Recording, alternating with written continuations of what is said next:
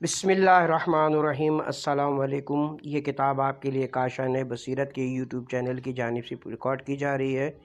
کتاب کا نام ہے مکتب اہل بیت علیہم السلام۔ اب ہم کتاب کا پارٹ نمبر 2 پڑھیں گے۔ دوسری فصل، تقیہ قرآن و سنت کے آئینے میں۔ دوسرا مسئلہ جس پر ہمیشہ ہمارے متعصب مخالفین اور بہانہ تلاش کرنے والے افراد مکتب اہل بیت کے پیروکاروں پر تشنیع کرتے ہیں، تقیہ کا مسئلہ ہے۔ وہ کہتے ہیں تم کیوں تقیہ کرتے ہو؟ کیا تقیہ ایک قسم کا نفاق نہیں ہے؟ یہ لوگ اس مسئلے کو اتنا بڑھا چڑھا کر پیش کرتے ہیں گویا تقیہ کوئی حرام کام یا گناہ کبیرہ یا اس سے بھی بڑھ کر کوئی گناہ ہے۔ یہ لوگ اس بات سے غافل ہیں کہ قرآن مجید نے متعدد آیات میں تقیہ کو مخصوص شرائط کے ساتھ جائز شمار کیا ہے، اور خود ان کے اپنے مصادر میں منقول روایات اس بات کی تائید کرتی ہیں، اور اس سے بڑھ کر تقیہ اپنی مخصوص شرائط کے ساتھ ایک واضح عقلی فیصلہ ہے۔ خود ان کے بہت سے لوگوں نے اپنی ذاتی زندگی میں اس کا تجربہ کیا ہے اور اس پر عمل کرتے ہیں۔ اس بات کی وضاحت کے لیے چند نکات کی طرف توجہ ضروری ہے۔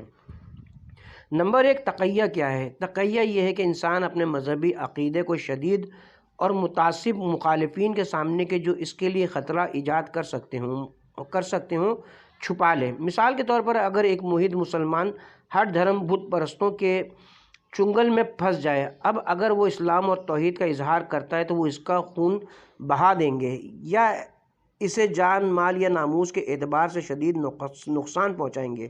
اس حالت میں مسلمان اپنے عقیدے کو ان سے پنہا کر لیتا ہے تاکہ ان کے غضن سے امان میں رہے۔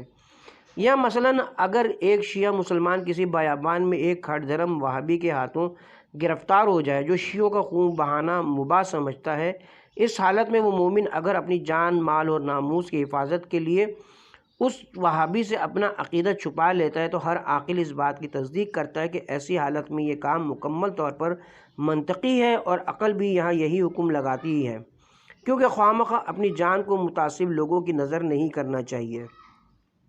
نمبر 2، تقیہ اور نفاق کا فرق۔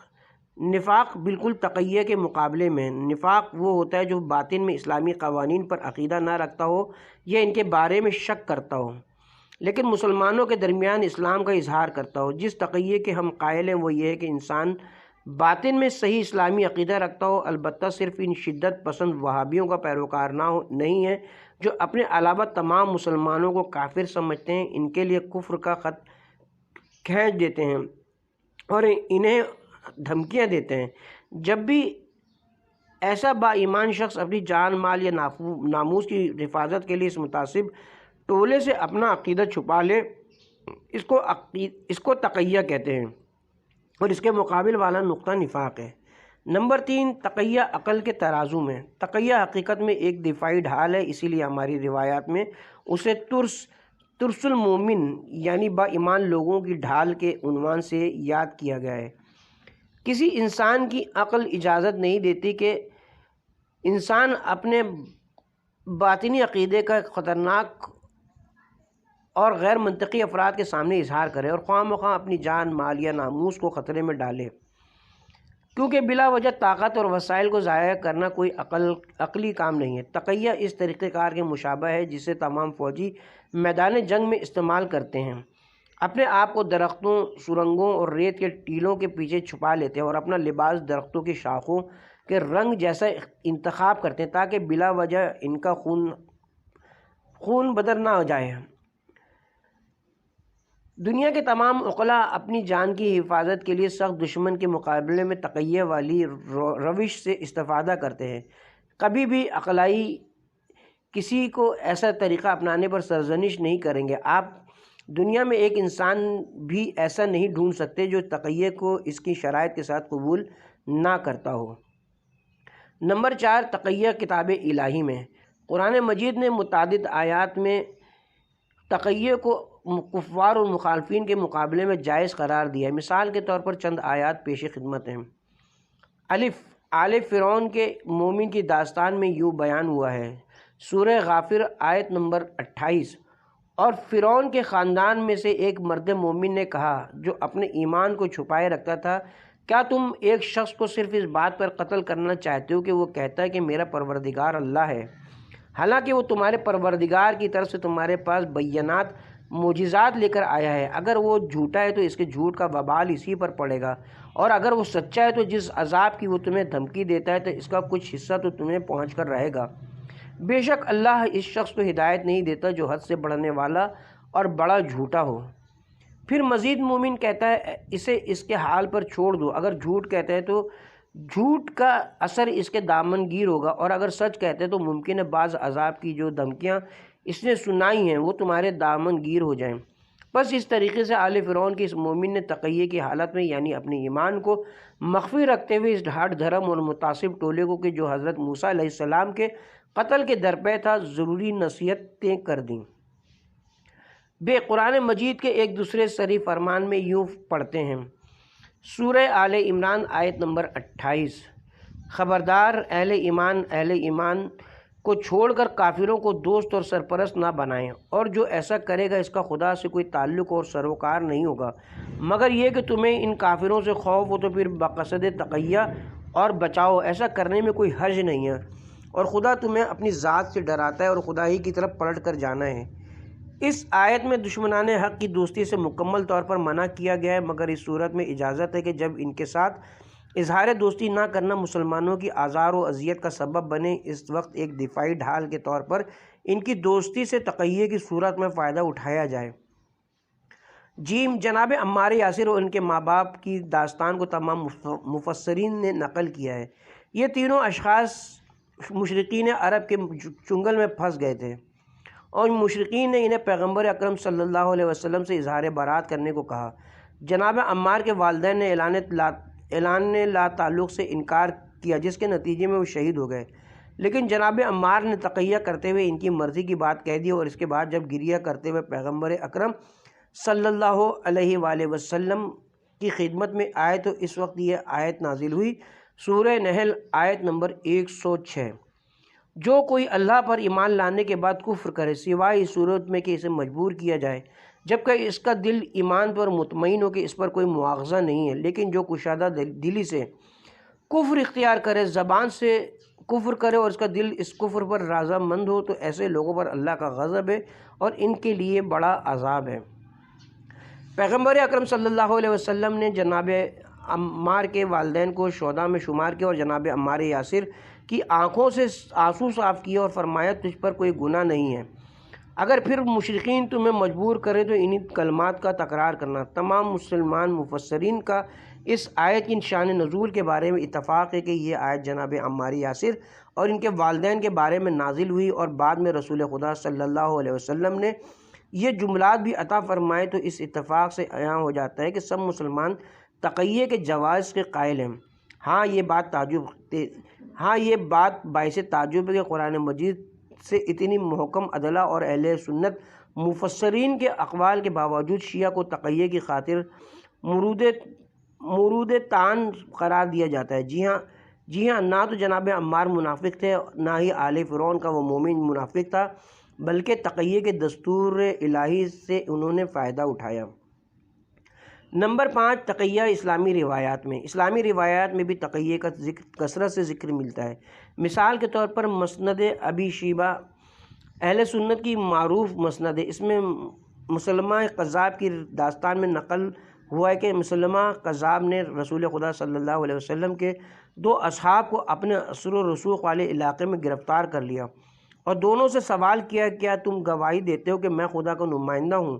ایک نے گواہی دے کر اپنی جان بچا لی اور دوسرے نے گواہی نہیں دی، اس کی گردن اڑا دی گئی۔ جب یہ خبر رسول خدا صلی اللہ علیہ وآلہ وسلم تک پہنچی تو آپ صلی اللہ علیہ وسلم نے فرمایا جو قتل ہو گیا اس نے صداقت کے راستے پہ قدم اٹھایا، اور دوسرے نے رخصت الہی کو قبول کر لیا اور اس پر کوئی گناہ نہیں۔ ائمہ اہل بیت کی احادیث میں بھی بالخصوص ان ائمہ کے کلمات میں کہ جو بنو عباس اور بنو امیہ کی حکومت کے زمانے میں زندگی بسر کرتے تھے، اور اس دور میں جہاں کہیں محب علی ملتا اسے قتل کر دیا جاتا تھا۔ تقیہ کا حکم کثرت سے ملتا ہے کیونکہ وہ مامور تھے کہ ظالم اور بے رحم دشمنوں سے اپنی جان بچانے کے لیے تقیہ کی ڈھال سے استفادہ کریں۔ نمبر 6، کیا تقیہ صرف کفار کے مقابلے میں ہے؟ ہمارے بعض مخالفین جب ان واضح آیات اور مندرجہ بالا روایات کا سامنا کرتے ہیں تو اسلام میں تقیہ کے جواز کو قبول کرنے کے علاوہ ان کے پاس کوئی چارہ نہیں ہوتا۔ اس وقت وہ یوں راہ فرار تلاش کرتے کہ تقیہ تو صرف کفار کے مقابلے میں ہوتا ہے، مسلمانوں کے مقابلے میں تقیہ جائز نہیں ہے، حالانکہ مندرجہ بالا ادلہ کی روشنی میں بالکل واضح کہ ان دو موارد میں کوئی فرق نہیں ہے۔ نمبر ایک، اگر تقیہ کا مفہوم متعصب اور خطرناک افراد کے مقابلے میں اپنی جان، مال اور ناموس کی حفاظت کرنا ہے اور حقیقت میں بھی یوں ہی ہے، تو پھر ناآگاہ اور متعصب مسلمان اور کافر کے درمیان کیا فرق ہے؟ اگر عقل و خرد یہ حکم لگاتی ہے کہ ان امور کی حفاظت ضروری ہے اور انہیں بیہودہ طور پر ضائع کرنا مناسب نہیں ہے، تو پھر ان دو مقامات میں کیا فرق ہے؟ دنیا میں ایسے افراد بھی موجود ہیں جو انتہائی جہالت اور غلط پروپیگنڈے کی وجہ سے کہتے ہیں کہ شیعہ کا خون بہانا قربت الہی کا ذریعہ بنتا ہے۔ اب اگر کوئی مخلص شیعہ جو امیر المومنین کا حقیقی پیروکار ہو اور اس جنائیت کار ٹولے کے ہاتھوں گرفتار ہو جائے اور وہ اس سے پوچھے کہ بتا تیرا مذہب کیا ہے، اب اگر یہ واضح بتا دے کہ میں شیعہ ہوں، تو وہ یہ خواہ اپنی گردن کو جہالت کی تلوار کے سپرد کرنے کے علاوہ اور کیا چیز ہے؟ کوئی بھی صاحب عقل و خرد یہ حکم لگا سکتا ہے۔ الفاظ دیگر جو کام مشرقین عرب نے جناب عمار و یاسر یا مسلمہ قذاب کے پیروکاروں نے دو اصحاب رسول خدا کے ساتھ کیا، اگر وہی کام بنو امیہ اور بنو عباس کے خلفاء اور جاہل مسلمان شیعوں کے ساتھ انجام دیں تو کیا ہم تقیہ کو حرام کہیں اور اہل بیت کے سینکڑوں بلکہ ہزاروں مخلص پیروکاروں کی نابودی کے اسباب فراہم کریں، صرف اس خاطر کہ حاکم بظاہر مسلمان تھے؟ اگر ائمہ اہل بیت تقیہ کے مسئلے پر بہت زیادہ تاکید نہ کرتے تو یہاں تک فرمایا ہے کہ 10 میں سے 9 حصے دین تقیہ ہے، تو بنو امیہ اور بنو عباس کے دور میں شیعوں کے مقتولین کی تعداد شاید لاکھوں بلکہ کروڑوں تک پہنچ جاتی، یعنی ان کی بہرحمانہ اور وحشیانہ قتل و غارت 10 گنا زیادہ ہو جاتی۔ آیا ان شرائط میں تقیہ کی مشروعیت کے بارے میں ذرا برابر شک رہ جاتا ہے؟ ہم یہ بات فراموش نہیں کر سکتے کہ جب اہل سنت بھی سال مذہبی اختلافات کی خاطر ایک دوسرے سے تقیہ کرتے تھے، من جملہ قرآن مجید کے حادث یا قدیم ہونے پر ان کا شدید اختلاف تھا اور اس راہ میں بہت ساروں کا خون بہایا گیا، وہی نزاع کہ جو آج محققین کی نظر میں بالکل بیہودہ اور بے معنی نزاع ہے۔ کیا جو گروہ اپنے آپ کو حق پر سمجھتا تھا، اگر ان میں سے کوئی شخص مخالفین کے چنگل میں گرفتار ہو جاتا تو کیا اسے صلاحیت کے ساتھ کہہ دینا چاہیے کہ میرا یہ عقیدہ ہے، چاہے اس کا خون بہہ جائے اور اس کے خون بہنے کا نہ کوئی فائدہ ہو اور نہ کوئی تاثیر؟ جناب فخر الدین رازی تفسیر میں کہتے ہیں کہ آیت کا ظہور یہ کہ تقیہ غالب کافروں کے مقابلے میں جائز ہے، لیکن مذہب شافعی یہ ہے کہ اگر مسلمانوں کی کیفیت بھی ایک دوسرے کے ساتھ مسلمین اور کفار جیسی ہو جائے تو اپنی جان کی حفاظت کے لیے تقیہ جائز ہے۔ اس کے بعد حفظ مال کی خاطر تقیہ کے جواز پر دلیل پیش کرتے ہیں کہ حدیث نبوی ہے، مسلمان کے مال کا احترام اس کے خون کی مانند ہے، اور اسی طرح دوسری حدیث میں ہے جو اپنے مال کی حفاظت کرتے ہوئے مارا جائے وہ شہید ہے۔ امام شافعی فرماتے ہیں کہ جان کی حفاظت کی خاطر مسلمانوں سے تقیہ کرنا بھی جائز ہے جس طرح کفار سے تقیہ کرنا جائز ہے۔ نمبر 3، دلچسپ بات یہ کہ بنو عباس کی خلافت کے دور میں بعض اہل سنت محدثین قرآن مجید کے قدیم ہونے پر عقیدہ رکھنے کی وجہ سے بنو عباس کے حکام کی طرف سے دباؤ کا شکار ہوئے۔ انہوں نے تقیہ کرتے ہوئے اعتراف کر لیا کہ قرآن مجید حادث ہے اور اس طرح انہوں نے اپنی جان بچائی۔ ابن سعد مشہور مورخ کتاب طبقات میں اور طبری ایک اور مشہور مورخ اپنی تاریخ کی کتاب میں 2 خطوط کی طرف اشارہ کرتے ہیں کہ جو مامون کی طرف سے اسی مسئلے کے بارے میں بغداد کے پولیس افسر اسحاق بن ابراہیم کی طرف سے ارسال کیے گئے۔ پہلے خط کے بارے میں ابن سعد یوں فرماتے ہیں کہ مامون نے پولیس افسر کو لکھا کہ 7 مشہور محدثین محمد بن سعید کاتب واقدی، ابو مسلم یحییٰ بن معین، زہیر بن حرب، اسماعیل بن داؤد، اسماعیل بن ابی مسعود اور احمد بن دروقی کو حفاظتی اقدامات کے ساتھ میری طرف بھیج دو۔ جب یہ افراد مامون کے پاس پہنچے تو اس نے ان سے آزمانے کے لیے سوال کیا کہ قرآن مجید کے بارے میں تمہارا عقیدہ کیا ہے، تو سب نے جواب دی کہ قرآن مجید مخلوق ہے۔ حالانکہ اس وقت محدثین کے درمیان مشہور نظریہ اس کے برعکس تھا، یعنی قرآن مجید کے قدیم ہونے کے قائل تھے اور ان محدثین کا بھی یہی عقیدہ تھا۔ ہاں، انہوں نے مامون کی سخت سزاؤں کے خوف سے تقیہ کیا اور قرآن مجید کے مخلوق ہونے کا اعتراف کر لیا اور اپنی جان بچا لی۔ مامون کے دوسرے خط کے بارے میں کہ جسے طبری نے نقل کیا ہے اور وہ بھی بغداد کے پولیس افسر کے نام تھا، یوں پڑھتے ہیں کہ جب مامون کا خط اس کے پاس پہنچا تو اس نے بعض محدثین کو کہ جن کی تعداد شاید 26 افراد تھی ظاہر کیا اور مامون کا خط ان کے سامنے پڑھا۔ پھر ہر ایک کو الگ الگ پکار کر قرآن مجید کے بارے میں اس کا عقیدہ معلوم کیا۔ ان میں سے سوائے 4 افراد کے سب نے اعتراف کیا کہ قرآن مجید مخلوق ہے اور تقیہ کر کے اپنی جان بچا لی۔ جن 4 افراد نے اعتراف نہیں کیا ان کے نام یہ تھے: احمد ابن حنبل، سجادہ القواریری اور محمد بن نوح۔ پولیس انسپکٹر نے حکم دیا کہ انہیں زنجیروں میں جکڑ کر زندان میں ڈال دیا جائے۔ دوسرے دن دوبارہ ان 4 افراد کو بلایا اور قرآن مجید کے بارے میں اپنے سوال کا تکرار کیا۔ سجادہ نے اقرار کر لیا کہ قرآن مجید مخلوق ہے، وہ آزاد ہو گیا۔ باقی 3 نے مخالفت کی، پھر اصرار کیا، انہیں دوبارہ زندان بھیج دیا گیا۔ اگلے دن پھر ان 3 افراد کو بلایا گیا۔ اس مرتبہ القواری نے اپنا بیان واپس لے لیا اور آزاد ہو گیا، لیکن احمد ابن حنبل اور محمد بن نوح اسی طرح اپنے عقیدے پر مصر رہے۔ اور پولیس انسپکٹر نے انہیں طرطوس شہر میں جلا وطن کر دیا۔ طرطوس یہ شام میں دریا کے کنارے ایک شہر ہے۔ جب کچھ لوگوں نے ان تقیہ کرنے والوں پر اعتراض کیا تو انہوں نے کفار کے مقابلے میں جناب عمار یاسر کے عمل کو دلیل کے طور پر پیش کیا۔ ان موارد سے بالکل روشن ہو جاتا ہے کہ جس وقت انسان کسی چنگل میں پھنس جائے، گرفتار ہو جائے اور اس وقت ظالموں سے نجات پانے کا تنہا راستہ تقیہ ہو تو وہ یہ راستہ اختیار کر سکتا ہے، خواہ یہ تقیہ کافر کے مقابلے میں ہو یا مسلمان کے مقابلے میں ہو۔ نمبر 7، حرام تقیہ۔ بعض موارد میں تقیہ حرام ہے اور یہ اس وقت ہے کہ جب ایک فرد یا گروہ کے تقیہ کرنے اور اپنا مذہبی عقیدہ چھپانے سے اسلام کی بنیاد کو خطرہ لاحق ہوتا ہو یا مسلمانوں کو شدید نقصان ہوتا ہو، اس وقت اپنے حقیقی عقیدے کو ظاہر کرنا چاہیے، چاہے ان کے لیے خطرے کا باعث ہی کیوں نہ ہو۔ اور جو لوگ خیال کرتے ہیں کہ یہ اپنے آپ کو ہلاکت میں ڈالنا ہے اور قرآن مجید نے صراحت کے ساتھ اس سے منع فرمایا ہے اور اپنے آپ کو اپنے ہاتھوں ہلاکت میں نہ ڈالو، یہ لوگ سخت خطا سے دوچار ہیں، کیونکہ اس کا لازمہ یہ کہ میدان جہاد میں حاضر ہونا بھی حرام ہو، حالانکہ کوئی بھی عاقل ایسی بات نہیں کرتا ہے۔ یہاں سے واضح ہوتا ہے کہ یزید کے مقابلے میں امام حسین کا قیام یقیناً ایک دینی فریضہ تھا، اسی لیے امام تقیہ کے طور پر بھی یزیدیوں اور بنو امیہ کے غاضب خلفاء کے ساتھ کسی قسم کی نرمی دکھانے پر راضی نہ ہوئے، کیونکہ وہ جانتے تھے کہ ایسا کرنے سے اسلام کی بنیاد کو شدید دھچکا لگے گا۔ آپ علیہ السلام کا قیام اور آپ کی شہادت مسلمانوں کی بیداری اور اسلام کو جہالت کے چنگل سے نجات دلانے کا باعث بنی۔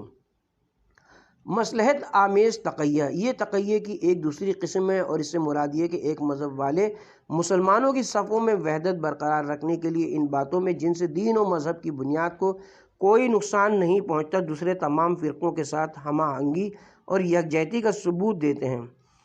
مثلا مکتب اہل بیت کے پیروکار یہ عقیدہ رکھتے ہیں کہ کپڑے اور قالین پر سجدہ نہیں ہوتا اور پتھر یا مٹی وغیرہ پہ سجدہ کرنا ضروری ہے، اور پیغمبر اکرم صلی اللہ علیہ وسلم کی اس مشہور حدیث زمین کو میرے لیے محل سجدہ اور وسیلہ تیمم قرار دیا گیا کو اپنی دلیل قرار دیتے ہیں کہ اب اگر وہ وحدت برقرار رکھنے کے لیے دیگر مسلمانوں کی صفوں میں ان کی مساجد میں یا مسجد الحرام اور مسجد نبوی میں جب نماز پڑھتے ہیں تو ناگزیر کپڑے پر سجدہ کرتے ہیں، یہ کام جائز ہے اور ایسی نماز ہمارے عقیدے کے مطابق درست ہے اور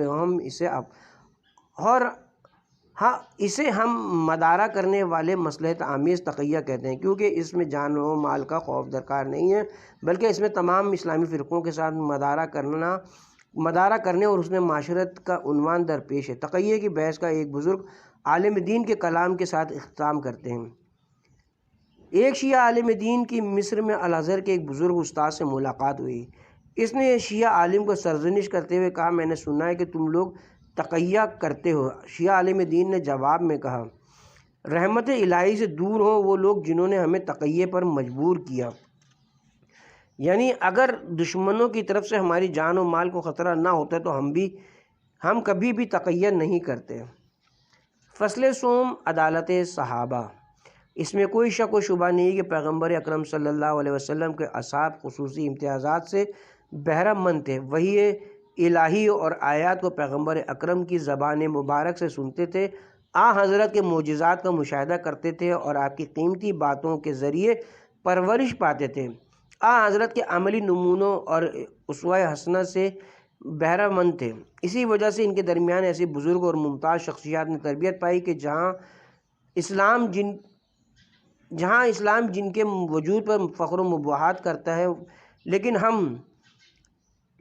اہم مسئلہ یہ کہ کیا تمام اصحاب بغیر کسی استثناء کے مومن، صالح، سچے، درستکار اور عادل افراد تھے، یا ان کے درمیان غیر صالح افراد بھی موجود تھے؟ نمبر 1، 2 متضاد عقیدے۔ صحابہ کے بارے میں 2 مختلف عقیدے موجود ہیں۔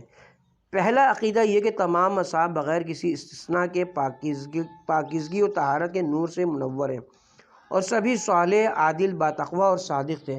اسی وجہ سے ان میں سے جو بھی پیغمبر اکرم صلی اللہ علیہ وسلم سے حدیث نقل کرے صحیح اور قابل قبول ہے اور ان پر کوئی چھوٹا سا اعتراض بھی نہیں کیا جا سکتا ہے، اور اگر ان سے غلط کام سرزد ہو جائے تو ان کی توجیہ کرنی چاہیے۔ یہ اہل سنت کے اکثر گروہوں کا عقیدہ ہے۔ دوسرا عقیدہ یہ ہے کہ اگرچہ ان کے درمیان باشخصیت، فداکار، پاک اور باتقوی افراد موجود تھے، لیکن منافق اور غیر صالح افراد بھی موجود تھے، اور قرآن مجید اور پیغمبر اکرم نے ان سے اظہار بیزاری کیا ہے۔ بالفاظ دیگر، اچھے اور برے کی تشخیص کا جو معیار ہر جگہ استعمال ہوتا ہے، وہی معیار ہم یہاں بھی جاری کریں گے۔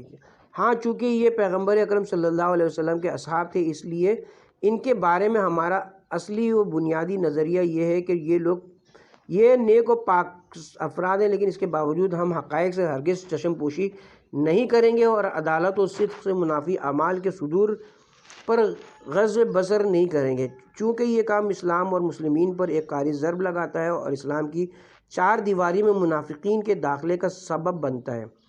مذہب شیعہ اور اہل سنت کے روشن فکر علماء کے ایک گروہ نے اس عقیدے کا انتخاب کیا ہے۔ نمبر 2، تنزیہ کے سلسلے میں شدت پسندی۔ تنزیہ صحابہ والے نظریے کے طرفداروں کے ایک گروہ نے اتنی شدت اختیار کی کہ جو بھی اصحاب پر تنقید کرے اسے فاسق اور کبھی ملحد اور زندیق قرار کرتا ہے، اور کبھی ملحد اور زندیق شمار کرتا ہے، اور یا اس کا خون بہانا مباح سمجھتا ہے۔ من جملہ ابو زرع رازی کی کتاب الصحابہ میں یوں ملتا ہے، اگر دیکھو کوئی شخص اصحاب پیغمبر میں سے کسی پر تنقید کر رہا ہو تو جان لو کہ وہ زندیق ہے۔ یہ فتویٰ اس لیے کہ چونکہ رسول خدا حق اور قرآن حق ہے، اور جو کچھ پیغمبر پر نازل ہوا حق ہے، اور ان تمام چیزوں کو صحابہ نے ہم تک پہنچایا ہے، اور یہ مخالفین چاہتے ہیں کہ ہمارے شہود گواہوں کو بے اعتبار کر دیں تاکہ کتاب و سنت ہاتھ سے چلی جائے۔ عبداللہ مصلی اپنی کتاب حت الانخذ میں یوں رقم تراز ہیں، یہ اصحاب ایسا گروہ ہے جنہیں اللہ تعالیٰ نے اپنے پیغمبر کی ہم نشینی اور دین و شریعت کے قوام کے لیے چن لیا ہے، اور انہیں پیغمبر کا وزیر قرار دیا، ان کی محبت کو دین و ایمان اور ان کے بغض کو کفر و نفاق شمار کیا ہے، اور امت پر واجب کیا کہ ان سب کو دوست رکھیں اور ہمیشہ ان کی خوبیاں اور فضائل بیان کریں، اور ان کی آپس میں جو جنگیں اور جھگڑے ہوئے ان پر خاموشی اختیار کریں۔ عنقریب روشن ہو جائے گا کہ یہ بات قرآن و سنت کے خلاف ہے۔ نمبر 3، لاجواب سوالات۔ ہر عقل مند اور منصف مزاج انسان جو ہر بات کو بغیر دلیل اور آنکھیں بند کر کے قبول نہیں کرتا، اپنے آپ سے یہ سوال کرتا ہے۔ اللہ تعالیٰ قرآن مجید میں ازواج پیغمبر کے بارے میں یوں فرماتا ہے کہ اے ازواج پیغمبر صلی اللہ علیہ وسلم، تم میں سے جس نے بھی کھلم کھلا گناہ کیا اس کی سزا 2 برابر ہوگی، اور یہ بات اللہ تعالیٰ کے لیے انتہائی آسان ہے۔ ہم صحابہ کی جو تفسیر کریں، عنقریب اصحاب کی مختلف تعریفیں بیان ہوگی۔ بلا شک ازواج نبی صلی اللہ علیہ وسلم اصحاب کا روشن ترین مصداق ہیں۔ قرآن مجید کہتا ہے کہ نہ صرف یہ کہ ان کے گناہوں سے چشم پوشی نہیں کی جائے گی بلکہ ان کی سزا دو برابر ہوگی۔ کیا ہم اس آیت پر یا نظریہ تنزیہ کے طرفداروں کی بلا مشروط حمایت پر یقین رکھیں؟ نیز قرآن مجید شیخ الانبیاء حضرت نوح علیہ السلام کے فرزند کے بارے میں اس کی غلطیوں کی وجہ سے یوں فرماتا ہے، وہ غیر صالح عمل ہے، سورۃ ہود آیت نمبر 46۔ اور جناب نوح علیہ السلام کو خبردار کیا گیا کہ اس کی شفاعت نہ کریں۔ کیا ایک نبی کا فرزند اہم ہوتا ہے یا اس کے اصحاب و اعوان؟ حضرت نوح اور لوط کی بیویوں کے بارے میں قرآن مجید یوں کہتا ہے، سورہ ترحیم آیت نمبر 10، سورہ تحریم، ان دو نے اپنے شوہروں نوح اور لوط کے ساتھ خیانت کی اور دشمنوں کا ساتھ دیا، اور وہ دو پیغمبران ان کی شفاعت نہ کر سکیں، اور ان دونوں کو حکم دیا گیا کہ دوزخیوں کے ساتھ آگ میں داخل ہو جاؤ۔ کیا یہ آیات صراحت کے ساتھ بیان نہیں کر رہی کہ افراد کی خوبی اور بدی کا معیار ان کا اپنا ایمان اور عمل ہے؟ حتیٰ کہ اگر برے اعمال ہوں تو نبی کی بیوی یا بیٹا ہونا بھی جہنم میں جانے سے نہیں روک سکتا۔ اس کے باوجود کیا صحیح ہے کہ ہم آنکھیں بند کر لیں اور کہیں کہ فلاں شخص چونکہ کچھ عرصے کے لیے نبی صلی اللہ علیہ وسلم کا صحابی رہا ہے لہٰذا اس کی محبت دین و ایمان اور اس کی مخالفت کفر و نفاق ہے، چاہے وہ صحابی بعد میں منافقین کی صف میں داخل ہو گیا ہو اور اس نے نبی اکرم صلی اللہ علیہ وسلم کا دل دکھایا ہو اور مسلمانوں کے ساتھ خیانت کی ہو؟ کیا عقل و خرد اس بات کو قبول کرتی ہے؟ اگر کوئی کہے کہ طلحہ و زبیر ابتدائے اسلام میں اچھے انسان تھے لیکن جس وقت حکومت کی ہوس ان پر سوار ہوئی تو انہوں نے زوجہ رسول حضرت عائشہ کو اپنے ساتھ لیا اور حضرت علی علیہ السلام کے ساتھ اپنی بیعت و پیمان توڑ ڈالی، حالانکہ تقریباً تمام مسلمانوں نے ان کے ہاتھ پر بیعت کر لی تھی۔ پھر انہوں نے جنگ جمل کی آتش کو بھڑکایا اور اس طرح 17,000 مسلمان اس جنگ کا لقمہ بن گئے۔ پس یہ لوگ راہ راست سے منحرف ہو گئے تھے اور اس عظیم تعداد کا خون ان کی گردن پر ہے اور قیامت کے دن یہ جوابدہ ہوں گے۔ کیا یہ بات حقیقت کے خلاف ہے؟ یا اگر کوئی کہے چونکہ معاویہ نے حضرت علی علیہ السلام کی بیعت کی خلاف ورزی کی اور جس خلافت کو تمام مسلمانوں نے قبول کر لیا تھا اس نے انکار کیا اور جنگ صفین کی آگ بھڑکائی جس میں 1 لاکھ سے زیادہ مسلمان لقمہ اجل بن گئے، لہٰذا معاویہ ستمگر آدمی تھا، کیا یہ بات ناحق ہے؟ کیا تاریخ کی ان تلخ حقائق سے چشم پوشی کی جا سکتی ہے ان سے غلط توجیہات کی خاطر کہ جنہیں کوئی بھی عقل مند شخص قبول نہیں کرتا؟ ان نہایت افسوسناک حوادث سے صرف صرف نظر کیا جا سکتا ہے۔ کیا عبداللہ موصلی کے بقول ایسے افراد کی محبت دین و ایمان ہے اور ان کا بغض کفر و نفاق ہے؟ کیا ہمارا فریضہ یہ ہے کہ ان غلط کاموں کے سامنے جو ہزاروں مسلمانوں کے قتل کے موجب بنے ہیں سکوت اختیار کریں؟ کون سی عقل یہ حکم لگاتی ہے؟ قرآن مجید کہتا ہے کہ پیغمبر اکرم صلی اللہ علیہ وسلم کے گرد جمع ہونے والوں میں منافق لوگ بھی تھے، کیا ان آیات قرآنی سے چشم پوشی کر لیں؟ قرآن مجید سورہ توبہ 100 آیت میں فرماتا ہے، کیا آپ یہ توقع رکھتے ہیں کہ اس قسم کی منطق کو دنیا کے عقل مند انسان قبول کر لیں؟ نمبر 4، صحابہ کون ہیں؟ اس مقام پر ایک اور اہم نقطہ مفہوم صحابہ ہے۔ صحابہ کے جن کے بارے میں طہارت اور پاکیزگی کی بات کی جاتی ہے تو مسئلہ یہ کہ صحابہ سے کون لوگ مراد ہیں۔ اس سلسلے میں علماء اہل سنت کی جانب سے مکمل طور پر مختلف تعریفیں بیان کی گئی ہیں۔ نمبر 1، بعض نے تو اس کے مفہوم کو بہت وسیع کر دیا، وہ کہتے ہیں کہ مسلمانوں میں سے جس نے بھی حضرت صلی اللہ علیہ وسلم کو دیکھا ہے وہ آپ کا صحابی ہے۔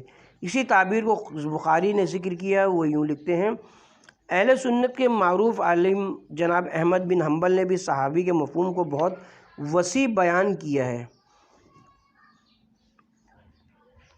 رسول خدا صلی اللہ علیہ وسلم کا صحابی وہ ہے کہ جس نے رسول خدا صلی اللہ علیہ وسلم کی صحبت اختیار کی ہو، چاہے 1 ماہ، 1 دن یا حتیٰ کہ 1 گھنٹے کے لیے بھی، بلکہ اگر کسی نے حضرت صلی اللہ علیہ وسلم کی زیارت کی ہو وہ بھی صحابی ہے۔ نمبر 2، بعض علماء نے صحابی کی تعریف کو محدود انداز میں پیش کیا، مثلا قاضی ابو بکر محمد ابن طبیب لکھتے ہیں کہ اگرچہ صحابی کا لغوی معنی عام ہے، لیکن امت کے عرف عام میں اس اصطلاح کا اطلاق صرف ان افراد پر ہوتا ہے جو کافی عرصے تک حضرت صلی اللہ علیہ وسلم کی صحبت میں رہے ہوں، نہ ان لوگوں پر کہ جو صرف 1 گھنٹے کی محفل میں بیٹھا ہو یا آپ صلی اللہ علیہ وسلم کے ساتھ چند قدم تک چلا ہو یا اس نے 1 آدھ حدیث حضرت صلی اللہ علیہ وسلم سے سن لی ہو۔ نمبر 3، بعض علماء نے صحابی کی تعریف کا دائرہ اس سے بھی زیادہ تنگ کر دیا ہے، جیسے سعید بن مسیب لکھتے ہیں کہ پیغمبر صلی اللہ علیہ وسلم کا صحابی وہ ہے جو کم از کم 1 یا 2 سال حضرت کے ساتھ رہا ہو اور 1 یا 2 غزووں میں اس نے حضرت کے ساتھ شرکت کی ہو۔